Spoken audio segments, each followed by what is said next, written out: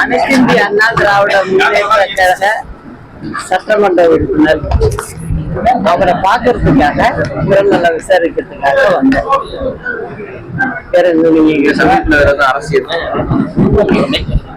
எல்லாமே கலந்து இருக்கும். மற்றவங்க ஒருத்தர் பேசிட்டாங்க அப்படிங்கிறது இல்லை. எங்களுடைய இயக்கம் தலைவர் ஆரம்பிச்சது. அது மக்களுக்காக ஆரம்பிச்சது. திமுக மாதிரி கிடையாது. நாங்க எங்களுடைய நிறுவன தலைவரே இது மக்களாட்சின்னு தான் சொல்லியிருக்காரு. அதே வழியில தான் புரட்சி தலைவி அம்மாவும் வந்தாங்க. எங்க கிட்ட இருக்கிறவங்க எல்லாரும் அப்படித்தான்.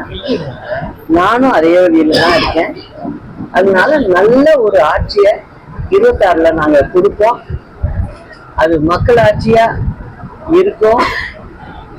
அதாவது வெளியில 4 பேர் நினைக்கலாம் இந்த அதிமுகவை சுக்குநூறா உடைச்சிடலான்னு. அது எப்படி இருக்கு அப்படின்னு சொன்னா, கடல்ல உள்ள தண்ணிய நான் ஒரு பக்கெட்டால எல்லாத்தையும் எடுத்து வெளில ஊற்றிடுவேன் அப்படின்னு சொல்றாங்க பாருங்க. அதுக்கு ஈக்குவலா இருக்கு. அதனால அனைத்து இந்திய அண்ணா திராவிட முன்னேற்ற கழகங்கிறது இது பொது ஜனங்களுக்காகவும் ஏழை மக்களுக்காகவும் உருவான கட்சி.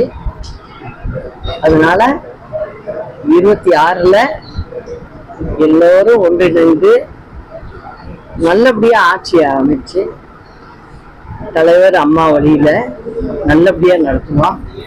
அது மக்களுக்கும் பிடித்த ஆட்சியா இருக்கும். இது ஒருத்தர் முடிவு பண்ற விஷயமே இல்லை.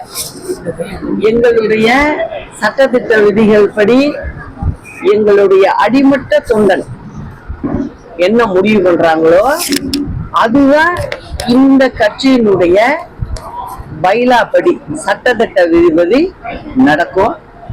அதை நாங்க நல்லபடியா செய்வோம். செய்திகளை உடனுக்குடன் தெரிந்து கொள்ள உடனே சப்ஸ்கிரைப் பண்ணுங்க.